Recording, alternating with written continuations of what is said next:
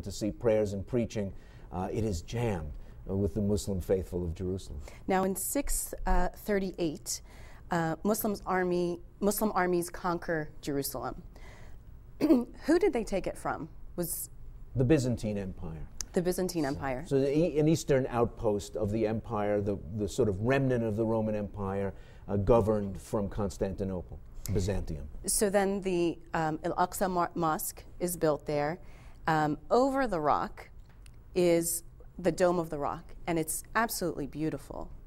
Mosaics, all kinds of things. That is now over this particular rock that the Jewish people believe needs to have a Jewish temple over it, which I could see being very problematic for the two religions. Absolutely. And very pious Jews won't go up onto the Temple Mount because tradition holds that since the exact location of the Holy of Holies is not known, you wouldn't want to step onto the spot where the Ark of the Covenant stood.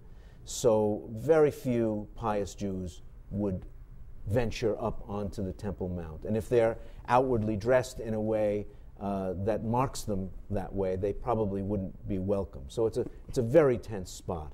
Right below the Al-Aqsa Mosque is the Western Wall, right, where crowds of people are praying and bar mitzvah boys are heading up in procession, and it's all crowded, noisy, emotional, and a place of very, very strong devotion.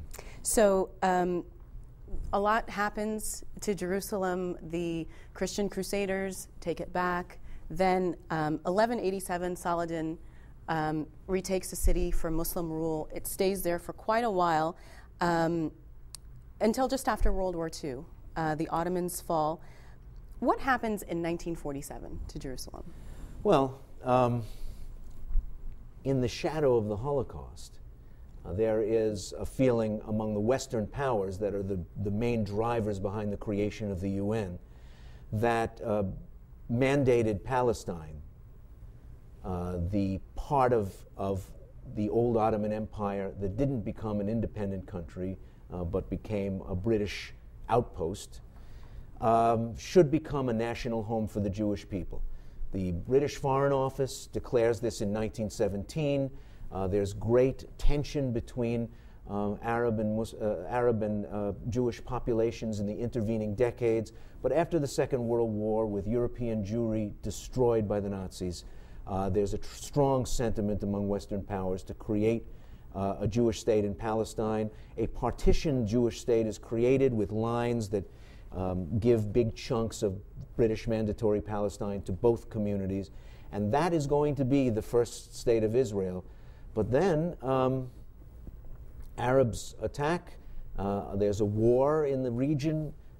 Jewish armies take a larger footprint, and that footprint is recognized by the United States, by the Soviet Union, two of the founding members of the UN, and pretty much that's going to be Israel for a couple of decades to come. So, Ray, today, the Israelis see Jerusalem as their capital. The Palestinians, in a future Palestinian state, if there is one, want Jerusalem as their capital. Is there a solution to that? Well, it's going to take some serious diplomacy. The key words in this battle are undivided and eternal. The people of Israel say that Jerusalem is their eternal and undivided capital. When a Palestinian talks about Jerusalem as the capital of a future Palestinian state, they're talking about East Jerusalem. Divided, the city divided in the way it was until 1967 in the Six-Day War. Whether both of those communities can work out these mutually exclusive definitions of a future Jerusalem, well, that's what makes a news business, doesn't it? Moving to the way future, and I know you're not a student of the apocalypse, but people that think about these things say that, you know what, Jerusalem is ground zero for the apocalypse. Do you have thoughts on that? Well, I've read Revelation. I mean, will it literally happen that way? I don't know. But it's interesting, and that's one of the things that draws American evangelical Christians in their thousands to the Holy Land, to see the Valley of Megiddo, to see the Mount of Olives, where the final judgment will take place. So there's a lot of attraction for American Christians in that part of the world because of those end times teachings. Ray Suarez, thanks so much for being on the program. Such a pleasure. Good to meet you. That's our show for today. I'm Mimi Geerges. Thanks for watching, and until next time, stay well.